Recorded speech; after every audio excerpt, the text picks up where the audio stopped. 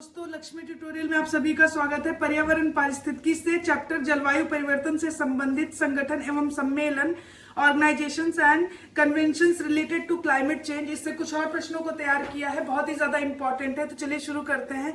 ये कुछ कथन दिए गए हैं, हमें बताना है इसमें से कौन से कथन सही हैं। तो पहला है कि क्योटो प्रोटोकॉल का अनुपालन तंत्र प्रोटोकॉल की पर्यावरणीय अखंडता, कार्बन बाजार की विश्वसनीयता के समर्थन एवं पार्टी के लेखांकन की पारदर्शिता को मजबूत करने हेतु तैयार किया गया।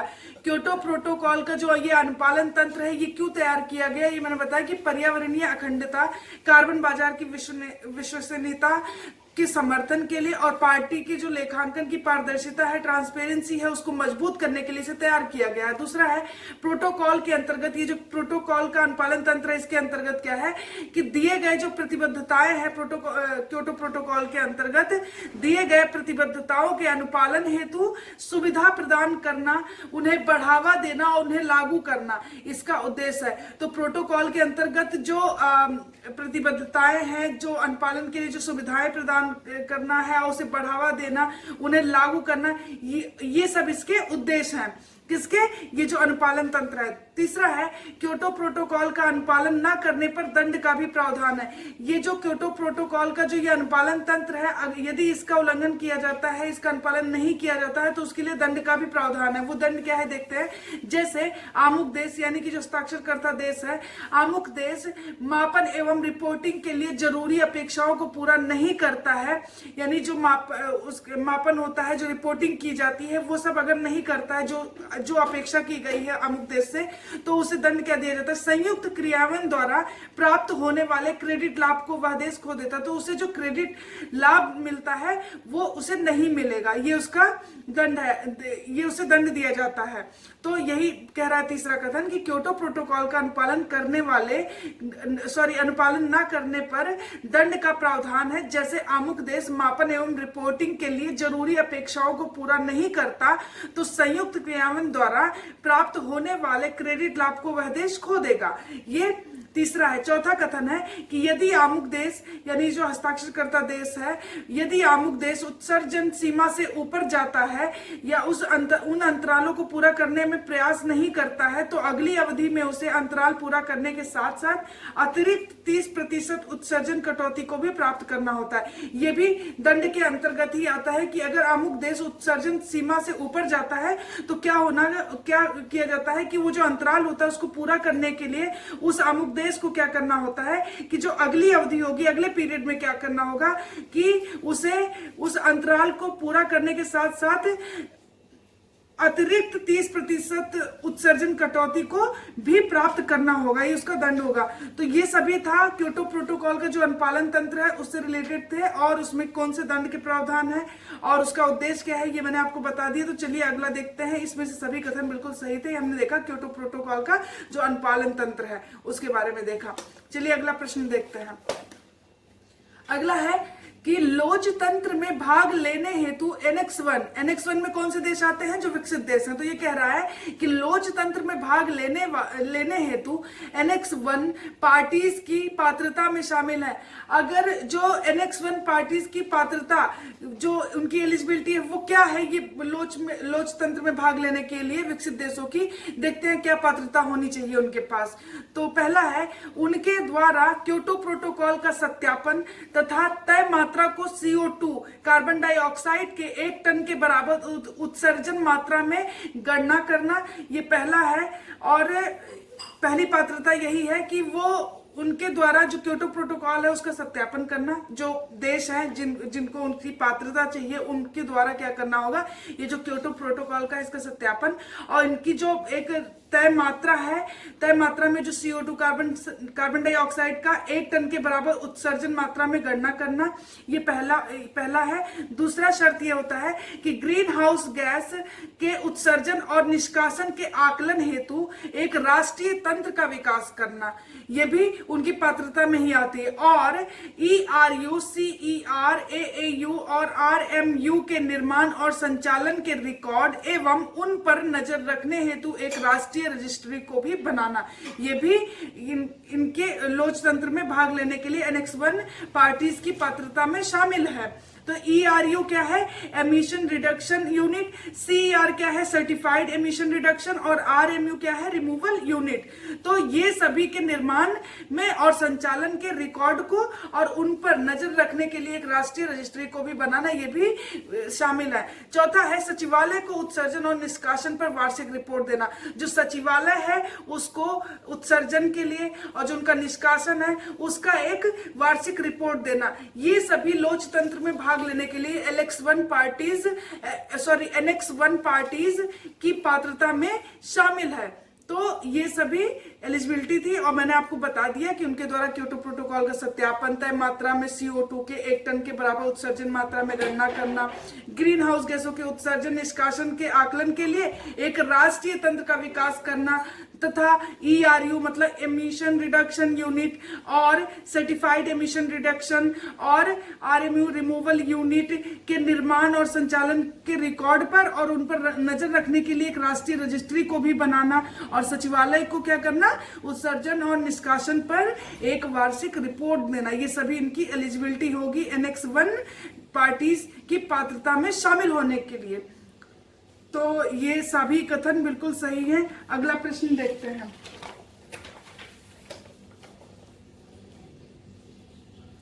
अगला है बाली सम्मेलन 2007 के संदर्भ में सत्य कथन है। बाली समिट जो हुआ था उसके बारे में देखते हैं। बाली कहाँ पे है, इंडोनेशिया। तो देखते हैं, या UNFCCC का 13वां अधिवेशन एवं क्योटो के लिए मीटिंग ऑफ पार्टीज की तरह कार्य करने वाले का तीसरा अधिवेशन है।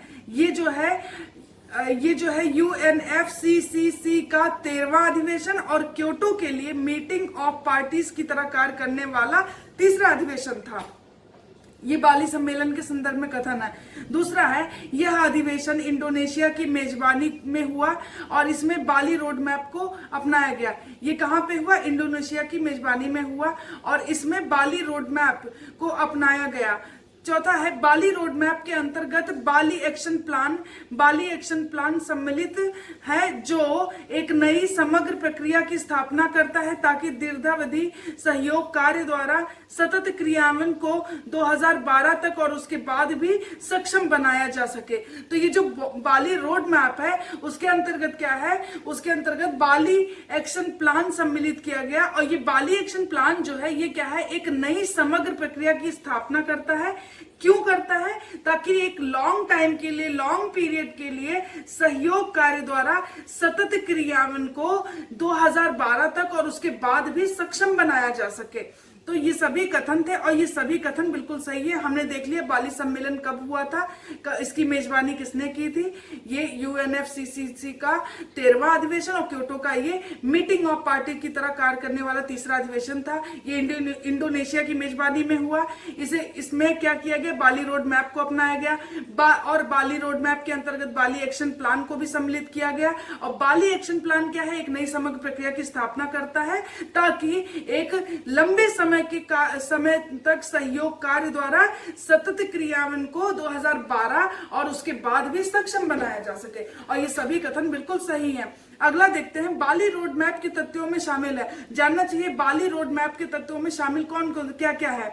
पहला था निर्वनीकरण एवं वन प्रबंधन, दूसरा है विकासशील देशों हेतु प्रौद्योगिकी पर निर्णय, और तीसरा है अनुकूलन निधि बोर्ड, चौथा है वित्तीय तंत्रों का निरीक्षण जो मौजूदा GEF के कार्यों क्षेत्र से बाहर और इस क्षेत्र से बाहर है। तो ये सभी था बाली रोड मैप के तत्व में। ये सभी शामिल थे कि निर्वनीकरण और वन प्रबंधन, विकासशील देशों के लिए प्रौद्योगिकी पर निर्णय करना, प्रौद्योगिकी जो टेक्नोलॉजीज हैं उस पर जो विकासशील देश हैं, और अनुकूलन निधि बोर्ड और वित्तीय तंत्रों का निरीक्षण करना और मौजूदा GEF के कार्य और क्षेत्र से बाहर। ये सभी चीजें बाली रोड मैप के तत्वों में शामिल थी। उपरोक्त सभी सरकारों ने क्या किया, इसमें 5 श्रेणियों में योजनाओं को वर्गीकृत कर दिया, जैसे साझा दृष्टिकोण, शमन एवं न्यूनीकरण, अनुकूलन, पौधे और वित्तीयन। 5 श्रेणियों में जो योजनाएं थी उनको 5 श्रेणियों में योजनाओं को वर्गीकृत किया। साझा दृष्टिकोण, शमन एवं न्यूनीकरण, अनुकूलन, पौधे, प्रौद्योगिकी और वित्तीयन। तो ये पांच श्रेणियों में योजनाओं को वर्गीकृत भी किया गया था। तो हमने देखा बाली सम्मेलन के बारे में देख लिया, बाली रोड मैप देख लिया, बाली एक्शन प्लान देख लिया, कब आया था, बाली रोड मैप के अंतर्गत ही आया था, तो ये सभी देख लिया। और ये जो बाली रोड मैप के तत्व थे इसमें क्या क्या शामिल है ये भी हमने देख लिया। और इसमें इसी वक्त जब ये बाली सम्मेलन हुआ तो इसी वक्त ही सरकारों ने 5 श्रेणियों में योजनाओं को वर्गीकृत किया था, वो भी मैंने बता दिया कि साझा दृष्टिकोण होना चाहिए, शमन और न्यूनीकरण, अनुकूलन, प्रौद्योगिकी और वित्तीयन। तो चलिए अगले प्रश्न पे चलते हैं। पहला है, ये कथन है, हमें बताना है कि इसमें से सत्य कथन कौन सा है। पहला है, अनुकूलन का अर्थ उन क्रियाकलापों से है जो जलवायु परिवर्तन के प्रभावों को कम करने के लिए क्षमता निर्माण कर सके। यह अनुकूलन भौतिक, पारिस्थितिकीय और मानवीय प्रणालियों से होता है। अनुकूलन का अर्थ बताया गया है कि ये उन क्रियाकलापों से होता है जो क्या करता है, जलवायु परिवर्तन के जो प्रभाव होते हैं उनको कम करने के लिए क्या करेगा, क्षमता निर्माण करना। और ये जो अनुकूलन होगा वो भौतिक, पारिस्थितिकीय और मानवीय प्रणालियों से होता है। तो ये सभी से ही अनुकूलन होता है। दूसरा है, शमन वह क्रिया है जो वातावरण में ताप अवशोषक ग्रीन हाउस गैस उत्सर्जन के प्रवाह में कमी लाती है। शमन वह क्रिया है जो वातावरण में जो ताप अवशोषक होते हैं, तापमान अवशोषक होते हैं, वो इसमें ग्रीन हाउस गैस उत्सर्जन के प्रवाह में कमी लाती है। और ये क्रियाएं विस्तृत अर्थव्यवस्था के लिए भी हो सकती हैं। तो ये क्रियाएं होती हैं, शमन क्रियाएं, ये विस्तृत अर्थव्यवस्था के लिए भी हो सकती हैं एवं कुछ या एक क्षेत्र को भी सम्मिलित कर सकती हैं, जैसे ऊर्जा आपूर्ति एवं मांग परिवहन, अपशिष्ट प्रबंधन आदि। और ये दोनों ही कथन बिल्कुल सही हैं। तीसरा कथन भी देख लेते हैं, वस्तुतः अनुकूलन और शमन एक दूसरे के पूरक होता है। तो ये भी है कि जो ये अनुकूलन और शमन है ये दूसरे के पूरक होते हैं, और ये सभी कथन बिल्कुल सही है। तो हमने अनुकूलन और शमन में डिफरेंस देख लिया, क्या अनुकूलन क्या कहलाता है और शमन क्या कहलाता है। और ध्यान रखिएगा, अनुकूलन और शमन ये दोनों एक दूसरे के पूरक होते हैं। अगला प्रश्न देखते हैं, निम्नलिखित में से सत्य कथन का चयन करें। पहला है, वर्ष 2009 में कॉप का 15वां अधिवेशन कोपेनहेगन में संपन्न हुआ। तो वर्ष 2009 में कॉन्फ्रेंस ऑफ पार्टी का जो 15th अधिवेशन था वो कहाँ पे हुआ, कोपेनहेगन में हुआ। और यह क्योटो प्रोटोकॉल के अंतर्गत एनेक्स 1 पार्टीज के लिए प्रतिबद्धता हेतु एड हॉक वर्किंग ग्रुप का 10वां सम्मेलन एवं AWGLCA का 8वां अधिवेशन था। तो ये जो वर्ष 2009 में कॉप का 15वां अधिवेशन हुआ और ये हुआ था कोपेनहेगन में। तो कॉप 15 कहाँ हुआ था, कोपेनहेगन में हुआ था। और ये जो क्योटो प्रोटोकॉल था उसके अंतर्गत एनेक्स 1, यानी एनेक्स 1 मतलब जो विकसित देश है, तो एनेक्स 1 पार्टीज के लिए ये उनकी प्रतिबद्धता के लिए, एनेक्स 1 की प्रतिबद्धता के लिए ही एड हॉक वर्किंग ग्रुप का 10वां सम्मेलन और AWGLCA का 8वां अधिवेशन था। दूसरा है, कोपेनहेगन जलवायु परिवर्तन कॉन्फ्रेंस ने जलवायु परिवर्तन नीति को उच्चतम राजनीतिक स्तर तक बढ़ाया। ये जो कोपेनहेगन जलवायु परिवर्तन कॉन्फ्रेंस था, इसने जो ये क्लाइमेट चेंज की जो पॉलिसीज थी उनको एक उच्चतम राजनीतिक स्तर तक बढ़ाया। चौथा है, इस सम्मेलन ने वैश्विक जलवायु परिवर्तन सहयोग हेतु आवश्यक आधारभूत संरचना निर्माण के लिए बातचीत को आगे बढ़ाया, जिससे क्योटो प्रोटोकॉल के CDM का संवर्धन भी सम्मिलित था। तो ये जो सम्मेलन हुआ कोपेनहेगन में 2009 में, तो इसमें क्या किया गया कि वैश्विक जलवायु परिवर्तन के सहयोग के लिए क्या किया कि आधारभूत संरचना का निर्माण करना और इसके लिए बात की। और क्योटो प्रोटोकॉल के लिए ये जो डेवलपमेंट मैकेनिज्म है, CDM है, इसका संवर्धन भी सम्मिलित था इसमें। तो ये सभी कथन थे कोपेनहेगन में जो कॉप 15 हुआ था उसके बारे में। तो ये सभी कथन बिल्कुल सही हैं। अगले प्रश्न पे आते हैं।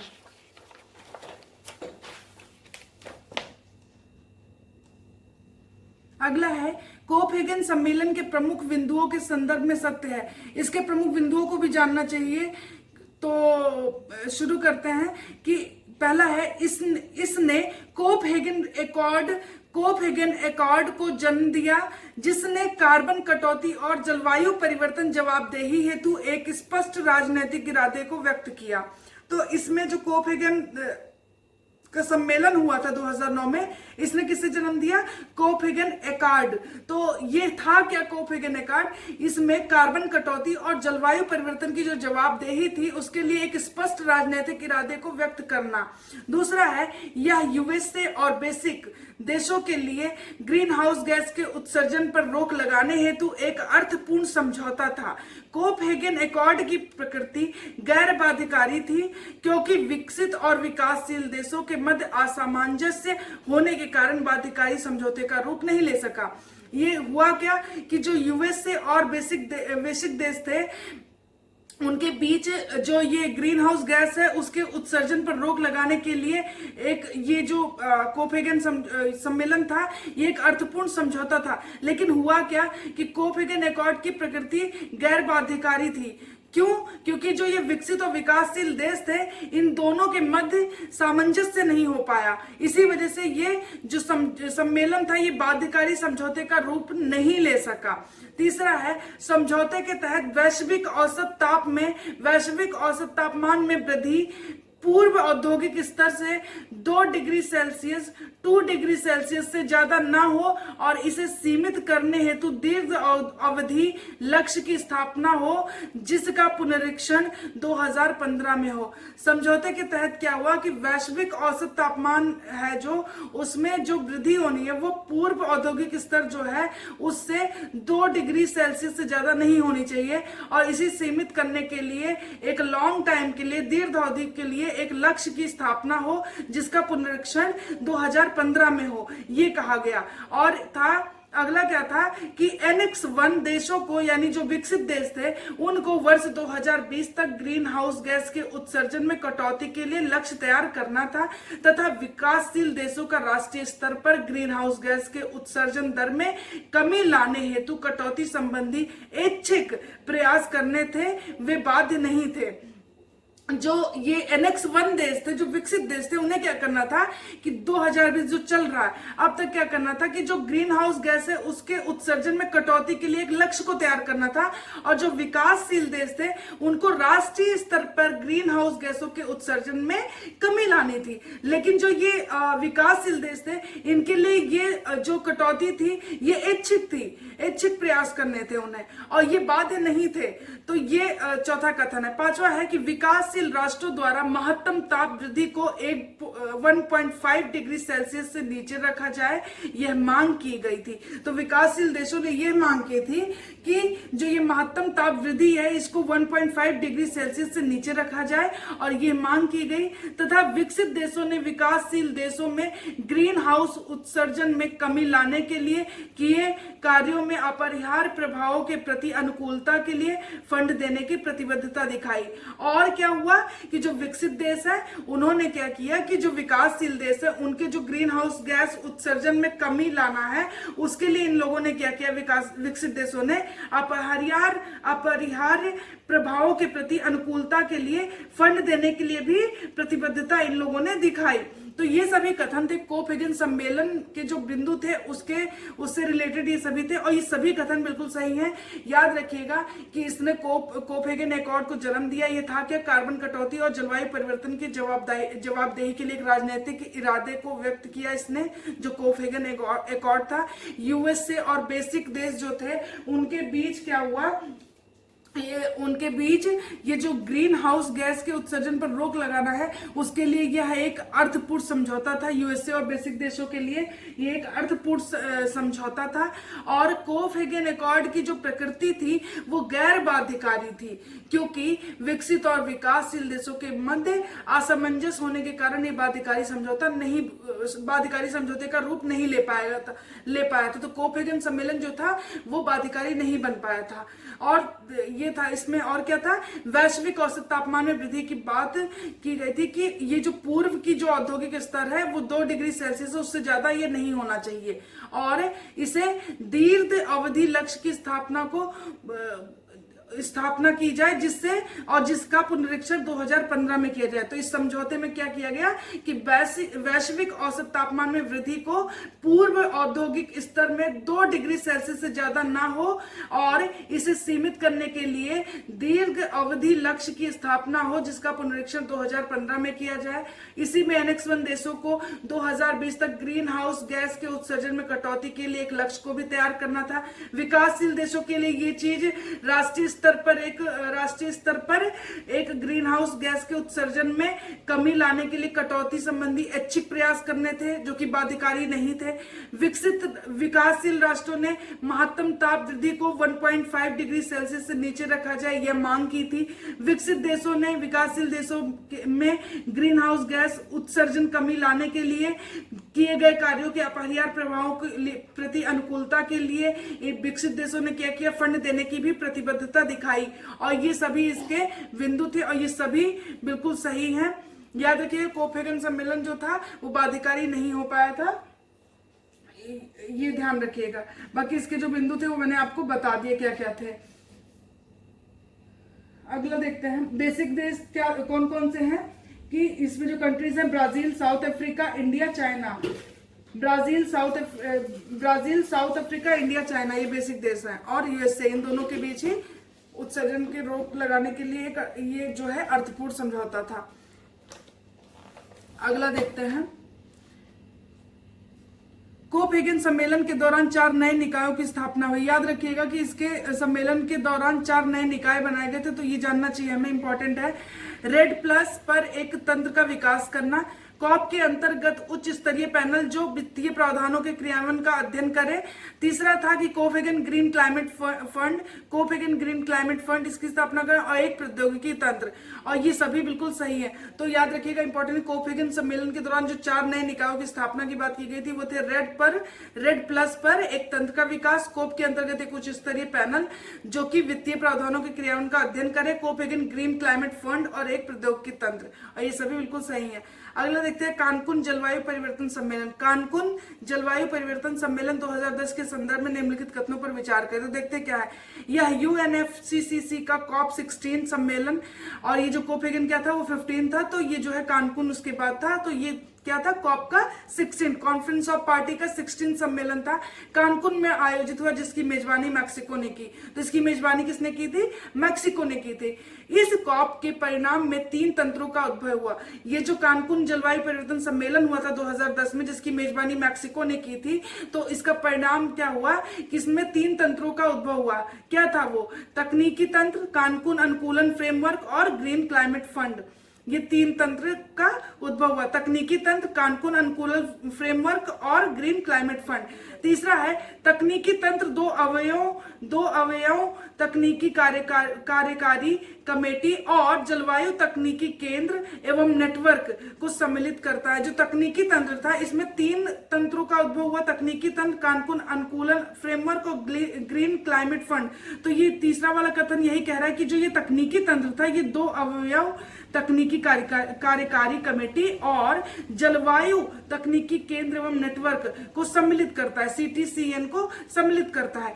तीसरा है कानकुन अनुकूलन फ्रेमवर्क, पार्टीज को तकनीकी सहायता एवं दिशा निर्देश प्रदान करता तथा प्रासंगिक सूचना ज्ञान अनुभव को साझा करना। तो ये जो पहला तो मैंने बताया कि तकनीकी जो परिणाम क्या था कि 3 तंत्रों का उद्भव, तो तकनीकी तंत्र के अंतर्गत मैंने बता दिया कि 2 अवयव थे, तकनीकी कार्यकारी कमेटी और जलवायु तकनीकी केंद्र और नेटवर्क, ये 2 चीजें सम्मिलित थी। और जो ये था अनुकूलन फ्रेमवर्क कानकुन, तो इसमें क्या था कि कानकुन अनुकूलन फ्रेमवर्क पार्टीज को तकनीकी सहायता देता है और क्या करता है, दिशा निर्देश प्रदान करता है और प्रासंगिक सूचना ज्ञान अनुभव को साझा करना। और अगला कथन है GCF यानी ग्रीन क्लाइमेट फंड की स्थापना वित्तीय तंत्र के परिचालन संस्था के रूप में या विकासशील देशों को प्रोजेक्ट, कार्यक्रम, नीतियों एवं अन्य क्रियाविधियों को वित्तीय समर्थन देता है। तो ये जो ग्रीन क्लाइमेट फंड है ये क्या करता है, इसकी स्थापना की गई कि वित्तीय तंत्र के परिचालन संस्था के रूप में किया गया था। और इसकी स्थापना करने का मोटिव क्या था कि ये जो विकासशील देश है उसमें जो प्रोजेक्ट, बजट, कार्यक्रम नीतियां हैं और अन्य क्रियाविधियां हैं उनको वित्तीय समर्थन देना।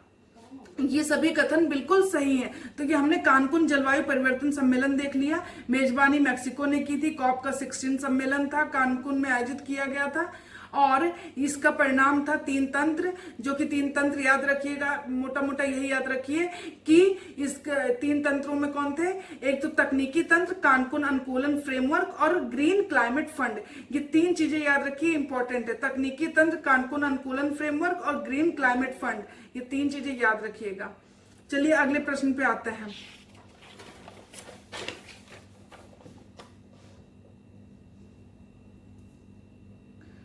निम्नलिखित कथनों पर विचार करें। पहला है, ग्रीन क्लाइमेट फंड 24 सदस्यों के जीसीएफ बोर्ड द्वारा शासित है। तो ये जो ग्रीन क्लाइमेट फंड है ये 24 सदस्यों के ग्रीन क्लाइमेट फंड बोर्ड द्वारा शासित है एवं एक ट्रस्टी द्वारा प्रबंधित है। ये पहला कथन है। दूसरा है, इसमें विकसित और विकासशील देशों से समान संख्या में सदस्य सम्मिलित है। तो इसमें विकसित और विकासशील देशों के जो सदस्य हैं वो समान संख्या में सदस्य सम्मिलित हैं। इसका मुख्यालय दक्षिण कोरिया के सांगोडोंग शहर को बनाया गया। इसका जो मुख्यालय है ग्रीन क्लाइमेट फंड का, वो दक्षिण कोरिया के सांगोडोंग में डोंग शहर को बनाया गया। और ये सभी कथन बिल्कुल सही हैं। ये ग्रीन क्लाइमेट फंड आया कब था? कानकुन सम्मेलन, जो कि कॉप का 16 सम्मेलन था। और कहाँ पे हुआ था वो? कानकुन में, और मैक्सिको ने उसकी मेजबानी की थी। तो उसी में जो 3 तंत्र थे उसमें, तो 3 तंत्रों का जो उद्भव हुआ था उसमें से एक ग्रीन क्लाइमेट फंड था। उसी के बारे में अभी हमने बताया आपको कि ग्रीन क्लाइमेट फंड 24 सदस्यों के ग्रीन क्लाइमेट फंड बोर्ड द्वारा शासित होता है, एक ट्रस्टी द्वारा प्रबंधित है। विकसित और विकासशील देशों में समान संख्या में इसमें सदस्य शामिल है। इसका मुख्यालय याद रखिएगा दक्षिण कोरिया के सांगोडोंग शहर में है। तो ये सभी कथन बिल्कुल सही है। अगला है, निम्नलिखित कथनों पर विचार करें। तो पहला कथन है, UNFCCC के अंतर्गत कॉप 17 सम्मेलन का आयोजन डरबन में हुआ। तो अब जो कानकुन में 16 हुआ था, तो कॉप का 17 कॉन्फ्रेंस ऑफ पार्टीज का जो 17 सम्मेलन था वो कहाँ पे था? डरबन में हुआ। और ये कब हुआ था? वर्ष 2011 में। अगला है, इसमें क्योटो प्रोटोकॉल, बाली एक्शन प्लान एवं कानकुन समझौते के क्रियान्वयन पर चर्चा हुई। और ये जो डरबन में सम्मेलन हुआ, इसमें क्या क्या हुआ? क्योटो प्रोटोकॉल, बाली एक्शन प्लान और कानकुन समझौते के क्रियान्वयन पर चर्चा हुई। और तीसरा है कि वर्ष 2015 के पहले तक ग्रीन क्लाइमेट चेंज, जलवायु परिवर्तन पर एक सार्वभौमिक कानूनी समझौते को अपनाने की बात की तथा इस कानूनी समझौते को वर्ष 2020 तक स्थापित करने की बात भी की गई। तो वर्ष 2015 के पहले तक क्या हुआ? जलवायु परिवर्तन पर एक सार्वभौमिक कानूनी समझौते को अपनाने की बात की गई थी। और ये जो कानूनी समझौता था, इसको क्या किया गया कि अभी जो ये चल रहा है वर्ष 2020, यहाँ तक स्थापित करने की बात भी की गई थी। ये जो डरबन में समझौता हुआ था, सम्मेलन हुआ था। और अगला था कि इसमें ADP ad hoc working group on the Durban, तो इसमें क्या था कि इसकी स्थापना की गई, इसमें ADP की स्थापना की गई। और अगला था कि समझौते के अनुसार ग्रीन हाउस गैस के उत्सर्जन में कटौती के लिए सभी विकसित और विकासशील देश अपने दायित्वों को निभाएंगे। इसमें समझौता जो हुआ था, ये जो कॉप का 17 सम्मेलन हुआ था डरबन में, इसमें ये बोला गया, इस समझौते के अनुसार ये डिसाइड किया गया कि जो ग्रीन हाउस गैस है उसके उत्सर्जन में कटौती के लिए सभी विकसित और सभी विकासशील देश अपने दायित्वों को निभाएंगे। ये चीजें बोली गई थी। तो ये था UNFCCC के अंतर्गत जो कॉप का 17 सम्मेलन हुआ था, डरबन में हुआ था। इसे क्योटो प्रोटोकॉल, बाली एक्शन प्लान और कानकुन समझौते के लिए भी इस पर चर्चा हुई। और इसे 2015 के पहले तक जलवायु परिवर्तन पर एक सार्वभौमिक कानूनी समझौते को अपनाने की बात की गई थी। और ये समझौते को वर्ष 2020 तक स्थापित करने की भी बात की गई। इसमें ADP की स्थापना की गई, जो कि था ad hoc working group on the Durban platform for enhanced action. इसकी स्थापना की गई। समझौते के अनुसार क्या करना था? विकसित और विकासशील दोनों देशों को क्या करना था? दायित्वों को निभाना था। और दायित्व क्या थे? ग्रीन हाउस गैस के उत्सर्जन में कटौती करना। तो ये हमने देखा कॉप का 17 सम्मेलन जो कि डरबन में हुआ था। और 16 कहाँ पे हुआ था, मैक्सिको ने उसकी मेजबानी की थी, तो वो कानकुन में हुआ था। तो हमने ये देख लिया। आज के लिए इतना ही। Thank you so much. अगर आपको वीडियो अच्छा लगा तो प्लीज लाइक और सब्सक्राइब करें। Thank you.